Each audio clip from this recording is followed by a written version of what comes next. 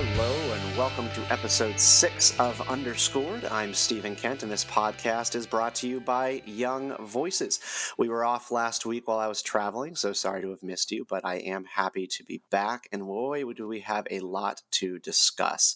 Criminal justice reform is on the march after a near-death experience of sorts known as the 2016 election. Donald Trump ran popularly against it and for law and order, but this week the Senate was cleared to pass the First Step Act, sending it back to the Senate and then to Trump, presumably for his signature. He will most likely sign it. We're going to look at this story today, plus a study on millennial parents and school choice, and finally the demise of the 9-to-5 workday, potentially. My guests are Christian Barnard and Ashley Keimach of Young Voices. Welcome to you both.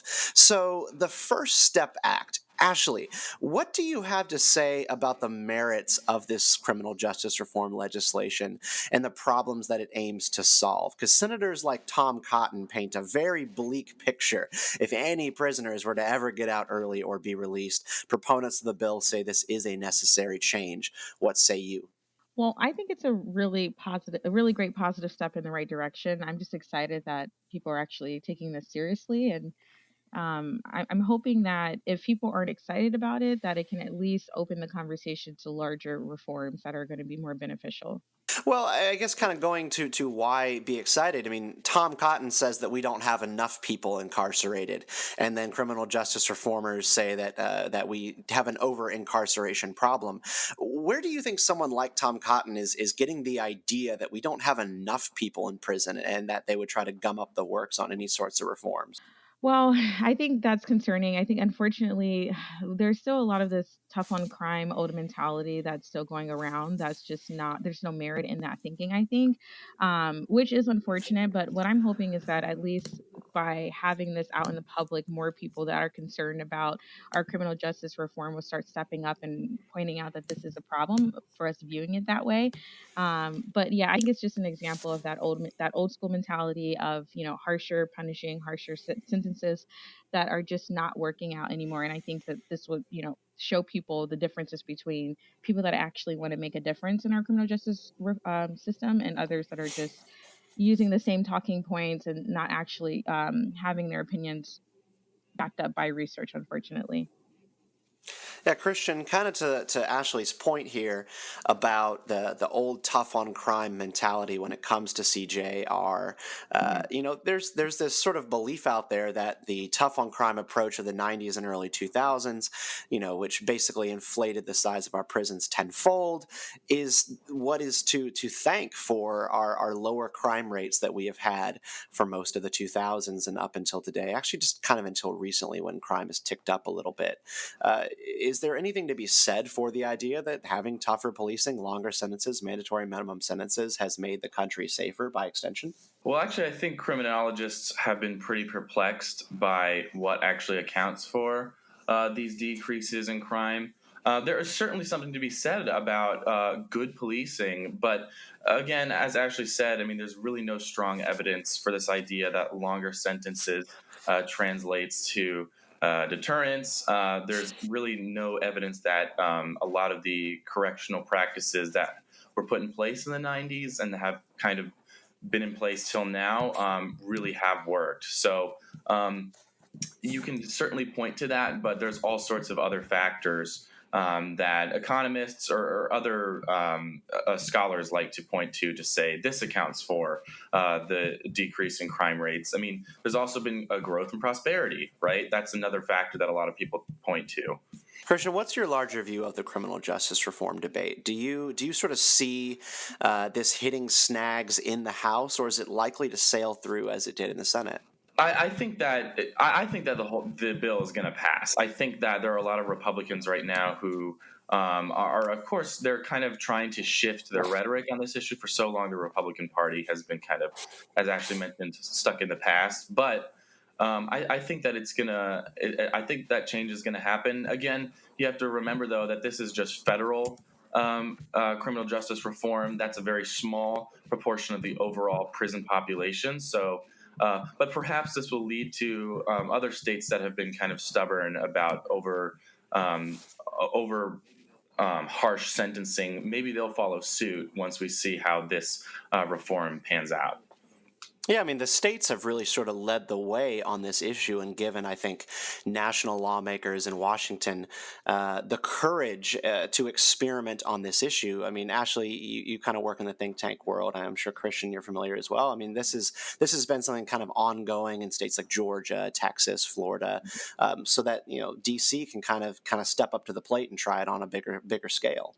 Absolutely. And I think with more research institutions and think tanks are starting to realize that this is a serious issue that's going to impact this nation going forward. I mean, this is a huge part of our population that are negatively impacted. And when they come out of prison, if we don't have systems that are going to help them, or if we don't have just a better prison system, it's going to negatively impact our economy. It's going to negatively impact our communities. And even going back to what we were talking about, how there's not a lot of research that backs up this mentality that longer prison sentences actually are beneficial. The Pew Charitable Trust actually did a study that addressed this very issue and found that the longer someone spends time in prison, their recidivism rate actually goes up exponentially. So there really isn't any research that's backing up this tough on crime mentality. Unfortunately, I think bad habits die hard, and it's just going to be a matter of, are we going to seriously try to address this issue and change our policy, or are we just going to do it to make ourselves look good? And I think right now a lot of legislators are probably interested in it because it's the fad right now, but I'm hoping that they realize that this isn't going away, that we actually Yeah. want to see these things change. I'm glad you mentioned the recidivism rate because I think as it stands right now, 2 out of 3 prisoners will end up back behind bars within 3 to 5 years of their initial release from prison.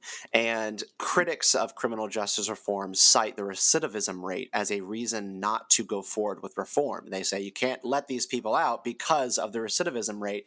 But the entire point of like the research that you've been citing and that you've looked at is that it's these long sentences that sort of detach people from civil society in general that make it more likely that they're going to sort of recommit certain crimes and end up back in prison. So, the critics basically just sort of look at the problem and say that that's why we can't have a solution. Yeah, it's absurd, and I think you're bringing up a really good point. And not to mention also, a lot of it has to do with your socioeconomic status. If you're going to prison, even if let's say you're just going to jail, you're not going to prison, you're going to your county jail. If you're there for a couple of days, you're probably going to lose your job. If you lose your job, you're not going to be able to have a car. You're not going to be able to pay your rent. So you're more likely to go back to prison because you don't have these basic necessities to be an upstanding citizen that abides by the law, because all these things are taken away from you for petty crimes. So it really has a lot to do with your class status, how long you're there, what you're there for, and just even being in that environment can have a negative impact on you socially, can have a negative impact on you economically as well. Christian, I'm curious what you sort of think about the progressive stance on the First Step Act. This was almost sunk not necessarily by the far right and Tom Cotton and the Steve Kings of the world, but actually almost kind of bit the dust because of Kamala Harris and Cory Booker. They've been very vocal about the shortcomings of the bill. Harris called it a compromise of a compromise of a compromise, and it almost lost votes with that portion of the Democratic caucus in the Senate. Is there something to be said for their view? And if we went further on criminal justice reform, what would you like to have done? Because this is sort of a bare bones approach. Yeah, I mean, I think there's definitely something to be said about, hey, this bill doesn't go far enough. I mean, there's really not a ton that's being done on sentencing reform. But I would say that the emphasis from the right on the importance of recidivism reduction programming and the importance of, again, just billing the whole thing as a first step, I really think it's the best case scenario that you're going to get at this point in the political debate. As far as what I would like to see going forward, I'm really not sure. I actually need to look at the bill itself, just because you just really need to get into the weeds here. Like the recidivism reduction programming, for instance. When I looked at the original version of the bill prior to the sentencing reform, I was a little bit bothered by some of the this insistence on recidivism reduction programming for lower risk offenders. I mean, the fact is that the prison population is comprised of people who are higher risk offenders. So if you really want to get to the heart of the problem with recidivism reduction, I think that you need to invest in and find strategies that will work to really target those higher risk offenders. So I think moving forward, that's something that, as far as recidivism reduction, I'd like to see lawmakers be a little bit wiser about. Yeah, Ashley, we sort of lack some courage to deal with the more complicated issues when it comes to criminal justice. You know, we on the sort of reformicon right and everything, we talk often about the nonviolent offenders. But what about the violent offenders? There has to be a way to deal with this issue as well, especially considering that in that federal prison population, that's sort of the larger part of what you're dealing with. So we sort of are looking at just this very small portion of the incarcerated population, and calling that like a big fix to the problem. But it sort of means that we've just not learned to deal with, I think, concerns of justice, forgiveness, and sort of our societal obsession with retribution that is keeping so many people behind bars who have done something violent and need that second chance as well. That's so true. And I think you're totally right with our society's obsession with just kind of throwing people in jail and throwing away the key. I think this is a symbolic of that mentality still being pretty relevant. Yeah, I think if we don't address these issues, we're not going to be able to have a long-term solution for a large segment of our population. I think this is a really tricky conversation to have. It's a conversation that really pulls at people's heartstrings, and people feel really strongly when it comes to justice. So I think it's going to be a really difficult conversation to have going forward in terms of, how do we deal with people that have these what we call quote unquote harsh crimes, but also the way that we designate that can change. I mean, when we had the war on drugs, we consider that to be a really harsh crime that breaks down societies and break down communities. But now we're seeing that it's really not that big of a deal. And by no means am I trying to make a comparison between something like murdering someone and taking drugs, but the whole idea is that as Of time course, goes yeah. on, we designate different things as higher crime and not. So it seems like it's a really subjective difference sometimes, categories. But I think until we have more confidence in having these difficult conversations, we're not going to make the reform that we want to see. But I am hopeful that at least we're starting to have a conversation and legislators are starting to realize that we're not going away until we see something done. I think that's a good place to round out. We're going to go ahead and wrap up this segment and go to a short break, and then we will be back with more. We'll discuss school choice and the 9 to 5 workday. Stay with us. Hey, you. Thanks for listening to Underscored. This is a podcast brought to you by Young Voices. Hit that subscribe button, and every week we will underscore together what's important this week that you need to know or know more about. You can find more about Young Voices by going to our website, www.young-voices.com. That's www.young-voices.com, and find us on Twitter at YVADV. I look forward to hearing from you and discussing with you more of the principles and ideas of liberty that drive this podcast and should drive more of our political discourse today. And we're back. We are now going to talk about a op-ed from Christian Barnard, one of our guests today. He wrote in the Federalist, "Here's what millennial parents are getting right about their kids' education." Christian wrote in sort of the intro to the piece here that millennials are entitled teenagers no more. That is true. By 2016, more than 17 million millennials were mothers, and that generation grew up in the age of Game Boys, is now sending their own kids to school. I guess I sort of fit into that cohort as well, with millennial parents who actually now have kids going through elementary. The research firm Echelon Insights recently surveyed millennial parents with kids in public schools, and this report offers evidence that today's young parents care about more than just test scores and are increasingly supportive of educational choice. Christian, make the case for me that millennials are actually on board with the principles of school choice and not just having their kids more emotionally cared for at their schools, because I kind of got some mixed impressions from your review of this issue and kind of felt like maybe the conservative right or libertarian kind of school choice community is trying to shoehorn these results into their pre-existing view. Tell me what you read. Tell me what you read in the Echelon report. Yeah, I mean, I certainly think that it's you need to be cautious about not oversimplifying the results of polling. So the Echelon Insights report asked millennials a variety of questions, a lot of which were not directly related to school choice. But I think those are actually the more important questions. Like they ask questions like, what do you think the overall purpose of an education is? And they really had a lot of disagreement, right? I don't know what prior generations exactly would have said, but I think that that right there, like the disagreement about is K through 12 public education about college prep, right? Is it about preparing you for future learning? Yeah. Is it about making you a more civically engaged citizen? Questions like that, the millennials were kind of all over the map on. And sure, you can say, well, that doesn't mean they're in support of school choice in principle, but that right there lays a foundation for this idea that, well, they're going to see the needs of their kids in schools very, very differently. The most direct question that was asked about at least their support for school choice was, would they be in support of shutting down a persistently underperforming school? Now, Hmm. 70%, or excuse me, the question was, would they be in support of allowing their kids to be relocated if they're stuck at an underperforming school? 70% answered that question yes.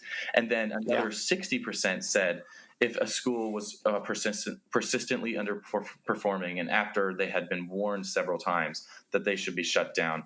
That right there is actually pretty significant, I think. Again, that doesn't necessarily mean that if you pose them questions about the getting into the weeds of tax credit scholarships and ESA, Yeah. that they're Yeah. going to be as optimistic for sure. I mean, but these questions are being posed to them in kind of a politically winning way, and they're responding, I think, even stronger than I would have expected. So I do think it's significant, but it's important to not overhype the results, I guess. Yeah, I find the way that you're sort of framing the questions very interesting, and it's true that I think if you ask some millennials and you don't really know their political positions, do you support giving public funds to schools, for I don't know, for like richer families to get their kids out of the public school system, and framed it in sort of like the cynical way that Mhm. say like public school activists might, or are you in favor of siphoning away money from your local public school to a charter school out on the the outskirts of town? Then the answer is obviously going to be no. This is sort of speaking to what I guess you would call first principles, and people's values. And it kind of reminds me of like how you sort of frame the criminal justice reform debate.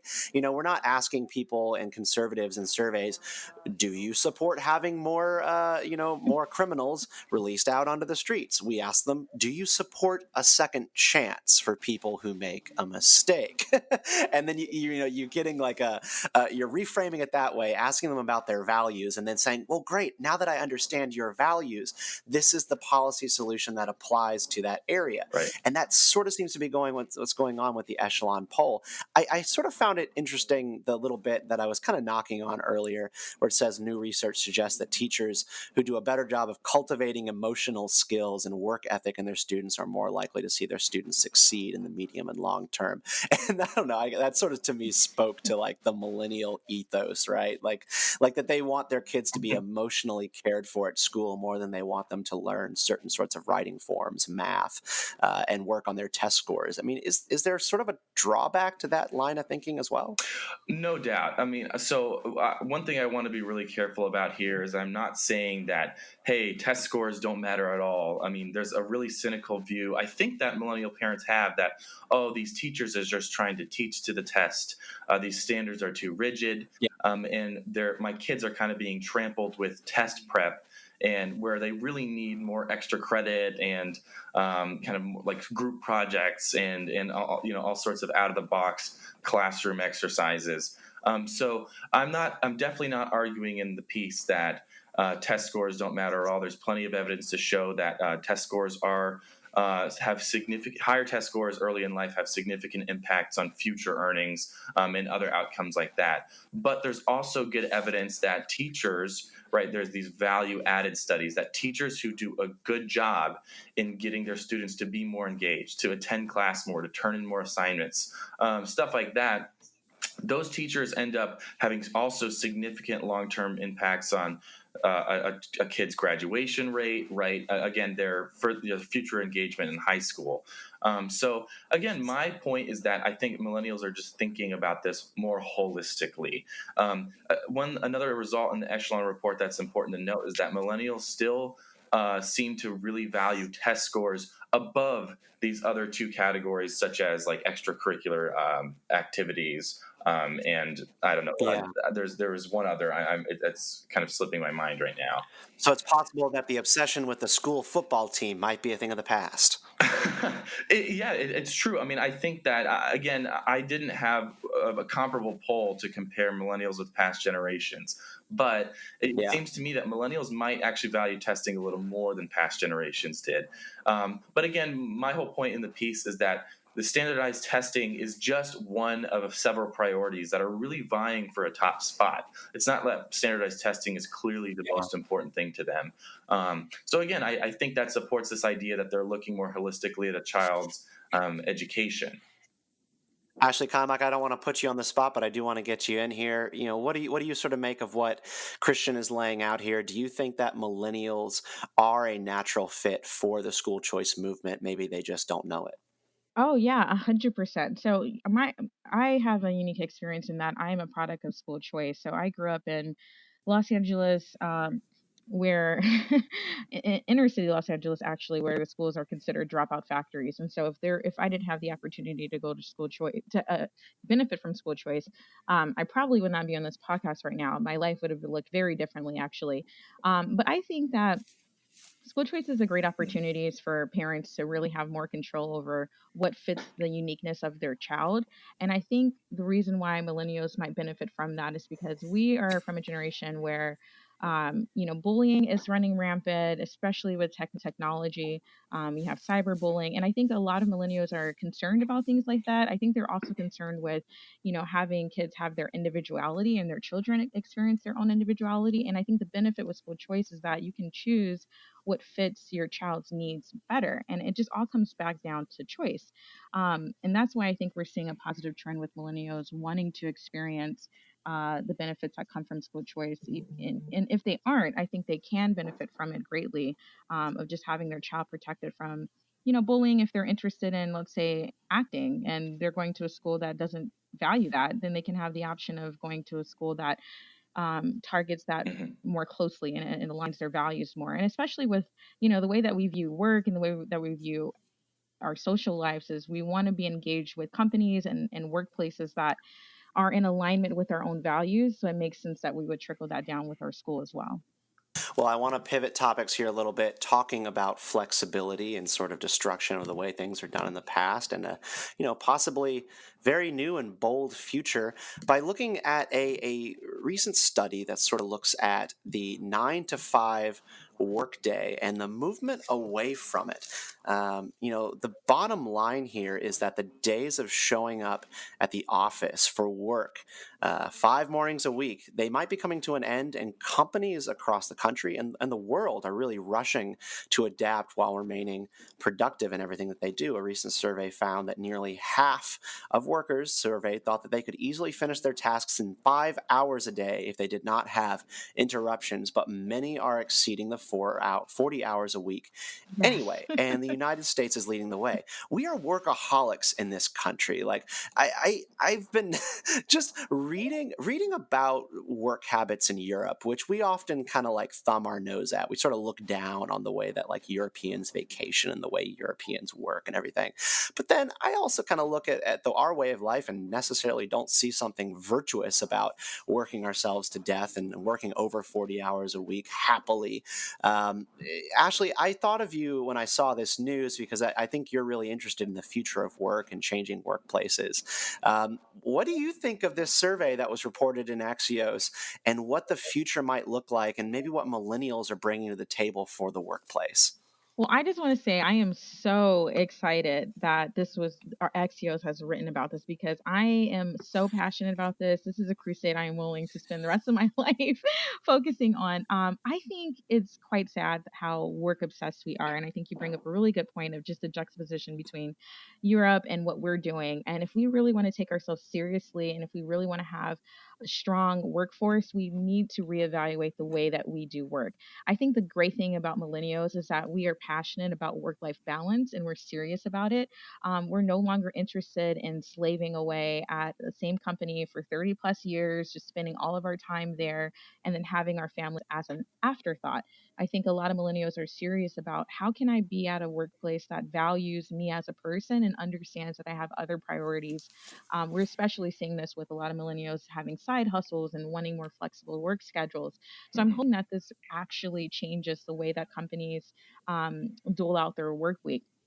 I think when you think about books, very popular book called Deep Work by Carl Newport, and he talks about this idea of how the human brain only has a certain amount of hours that we can actually engage in really deep, productive work. I think it's about 4 hours. It says, and yet we have an 8 hour workday, and so we have a lot of great business leaders who are embracing this idea of, hey, the human brain only has enough capacity for really deep concentrated work, and yet we're still upholding an 8 hour work week. It's bizarre to me, but I'm hoping that with books like that and with reports from Axios that we actually start thinking about the way we do work and how we can have healthier healthier employees that values their other commitments and their families, because it's quite absurd. I don't know why we still have this 8 hour work week. It was brought to us back when factories were big, and we're not on that schedule anymore. So I'm hoping that we'll have more flexible work environments. Yeah. Christian, where are you working today? Are you working from home? Are you out in the world? Tell me a little bit about your views on work, because I currently am working a from home job.